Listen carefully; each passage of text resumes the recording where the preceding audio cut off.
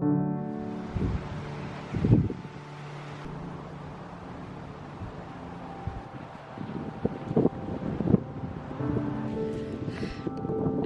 so nice to be able to come outside and not be a sweaty mess because the heatwave is finally broken. I've spoken about this a little bit in some Patreon exclusive videos, but I've been feeling these almost overwhelming feelings of disillusionment with life recently, and it's been making me feel just not great. I feel like I'm almost mourning that my life isn't what I hoped or planned or expected it to be. So yeah, I'm just having big sad feelings at the minute. I just feel like, as I'm sure everyone does, that I had so many big hopes and dreams for myself and I haven't achieved any of them, and I don't feel close to achieving any of them, so I just feel like a big fat failure. I really hate feeling like this and being all like woe is me, but I've been really struggling to snap out of this feeling, and it's led into a lot of doom scrolling, and that obviously exasperates my feelings even further, and we just start this like horrible vicious cycle. So I have been doing my very best to stay off my phone as much as possible and also get outside into nature and journal and read and make art and do all of the lovely things that life has to offer.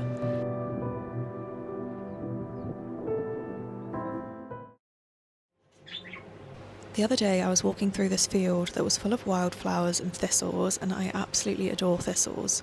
And out of nowhere, this goldfinch lands maybe like 2 feet away from me on this thistle plant, and I really wanted to get my camera or my phone out and take a picture, but I didn't want to scare him because he was so close.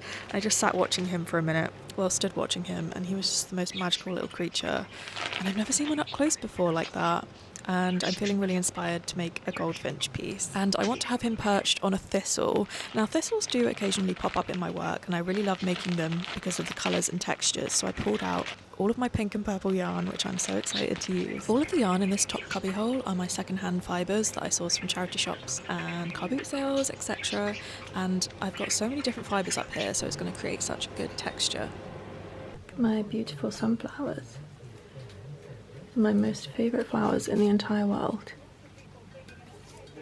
This frame's quite a bit bigger than like a lap frame, so very squished in into my tiny studio, and it only just about fits in my desk. Okay, so I'm going to start with darker purple here, maybe to light purple, and then this, I think I'm going to do like almost patchwork green. I think for the dark purple I'm going to use this purple tweed, which of course came from a charity shop. And because it's so chunky, I'm just going to use one strand. This frame is so long, I'm really having to lean over it and like impale myself on the carpet gripper here.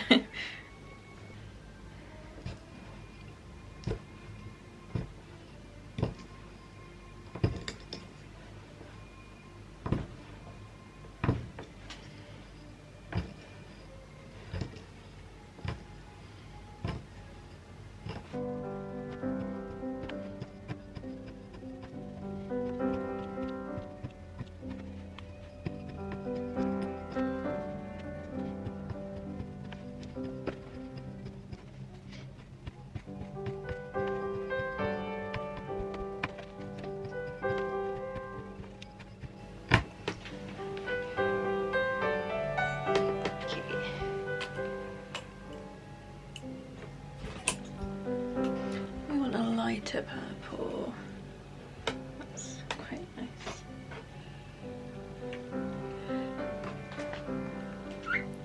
I think, should we put our pinks in first?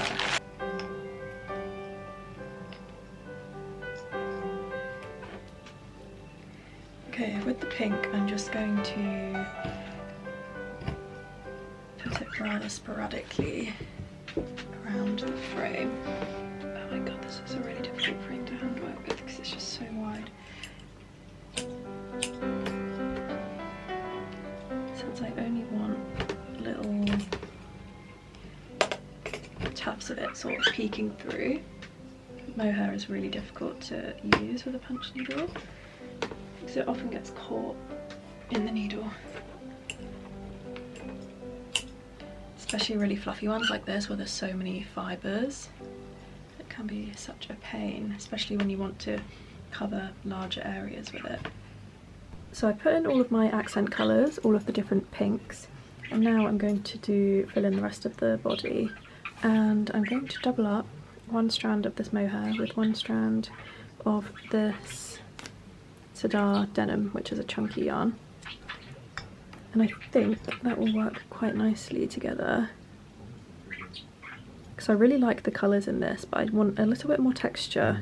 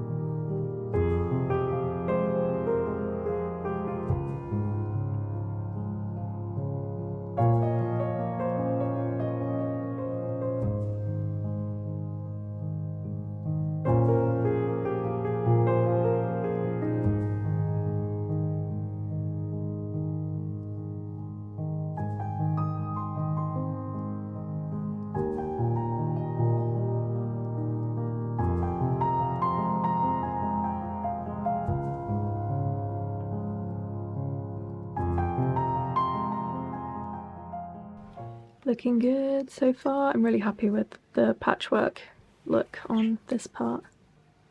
So for the stem and these leaves, I think I want to bring some of the purple down from the thistle head into this part, just so it's not just plain green. I think I'm going to use either the same flecked wool that we used here or this bright purple. I haven't quite decided, or should I use this? At this point I'm just talking to myself, sorry. I think this would look good. I wish it was darker though. Let me see if I've got a darker purple. Okay, it's not darker, but I do have this kind of heather colour that might work. I feel like it might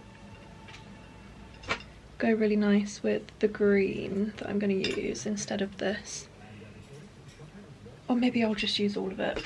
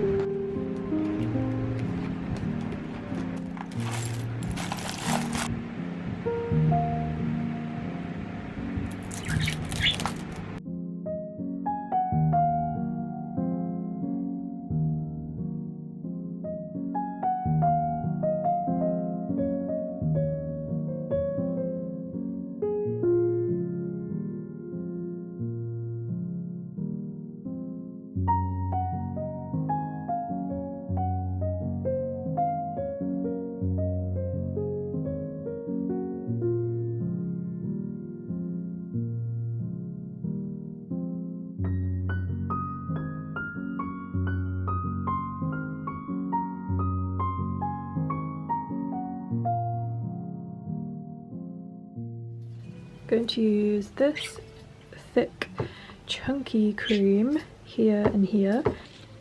Charity shop yarn, of course.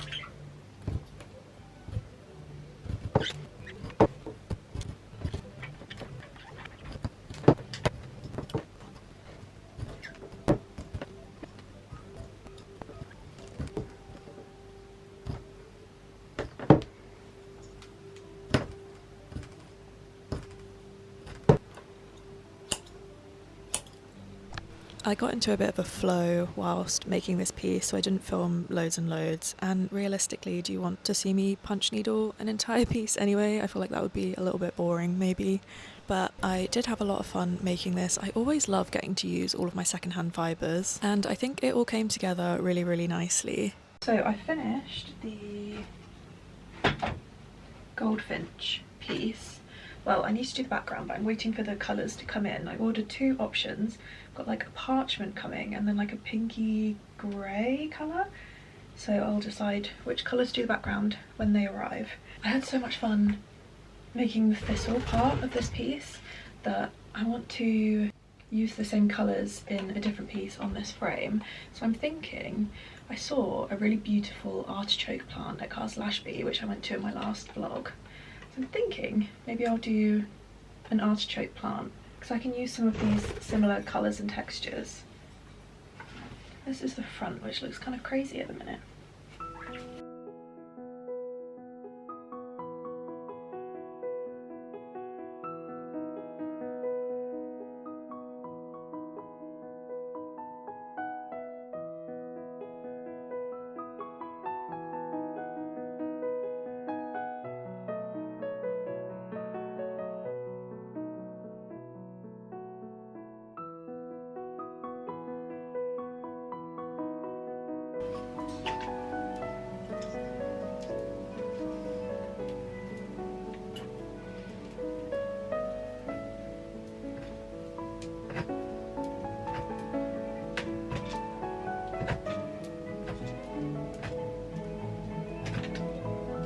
This artichoke piece is turning out to be really handy for using up all of my scrap yarn that I have laying around.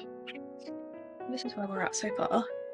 Got my little ladybug and I've pulled in some of the purple into the leaves the same way that I did on the thistle. So I think it looks really nice to pull some of the colours from the flower into the leaves.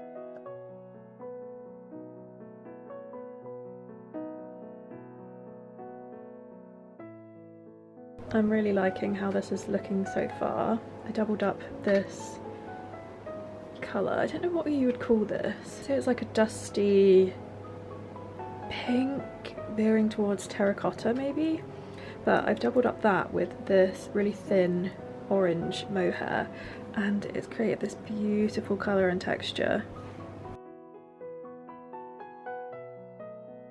So the artichoke is done. Obviously I haven't done the background yet because I'm going to wait for new colours to arrive, but I'm having so much fun with this frame that I'm trying to think what else I can put on it so I can continue.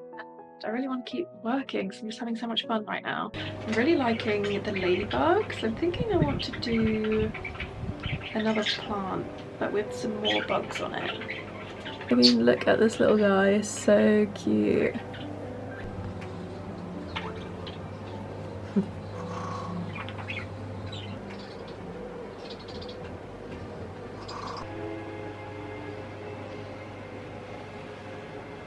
Whilst waiting for the yarn to arrive and to use up more space on the frame, I ended up making this chunky caterpillar piece with, you guessed it, another thistle. Background yarn has arrived. So I've got 2 colours. What? Parchment colour and then this grey pink.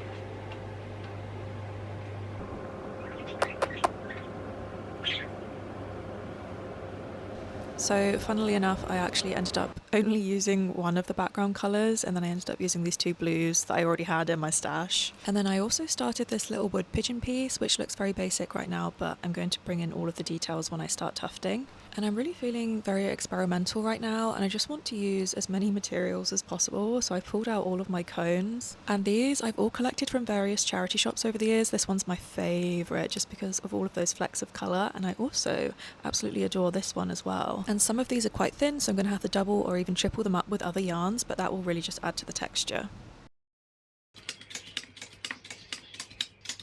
I actually really don't often use my manual tufting tool on this monk's cloth. I just don't really like how it feels. I do prefer to use Hessian. However, I ran out and I really wanted to start a new project.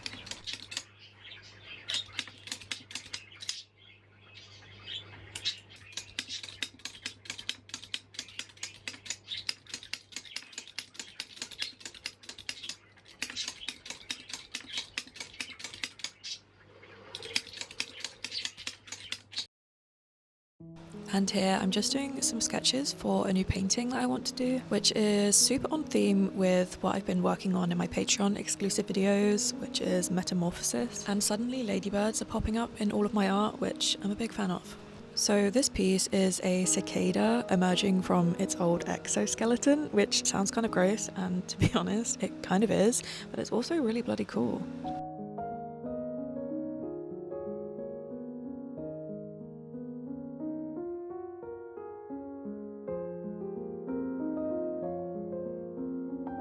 Oops.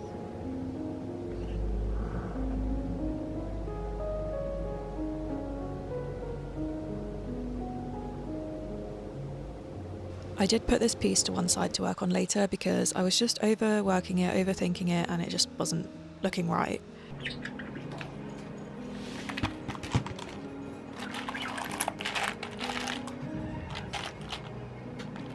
I sat down one evening with absolutely no plans on what to make, and I ended up making a really cute little trinket pouch. And I used a bunch of the buttons that my boyfriend's mum gave me, and I think they were her mum's. And lots of the buttons were already attached to like little bits of vintage fabric or had bits of thread attached to them, and I felt it would be such a shame to separate them. So I ended up just sewing them onto the pouch as is. And actually all of the materials that I used on this piece were either secondhand or are vintage. And I just can't explain how nice it is to just sit down with no plan and just use your hands and make something. It was just 2 hours of pure bliss. I swear I didn't think about anything bad for 2 hours, or just think of anything at all really. I just sat with an audiobook on and had a really bloody lovely time.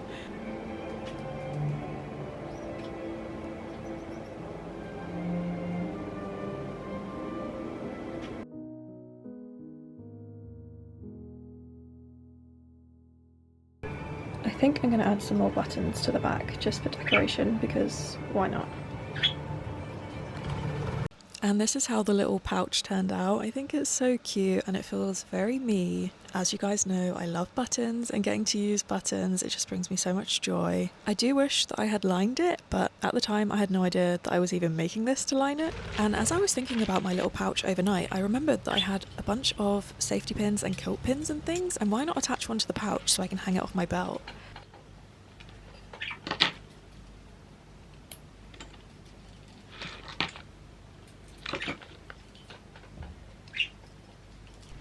I think I'm just going to get so much more use out of it this way, and you can also fit a surprising amount of stuff in here.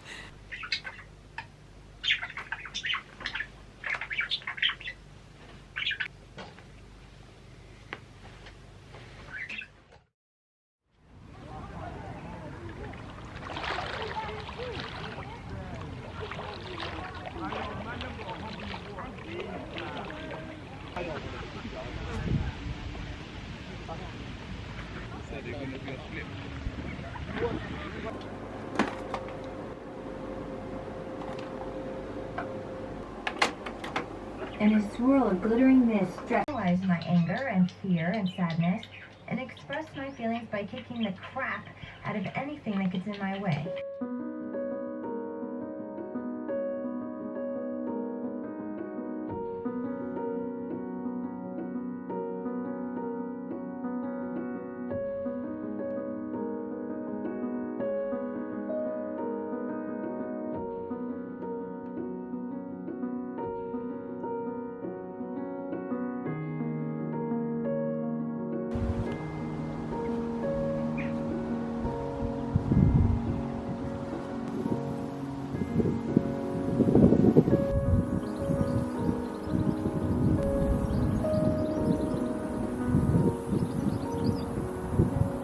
Really glad I bought these outside to take photos of because they just look really beautiful out here amongst all of these flowers and thistles.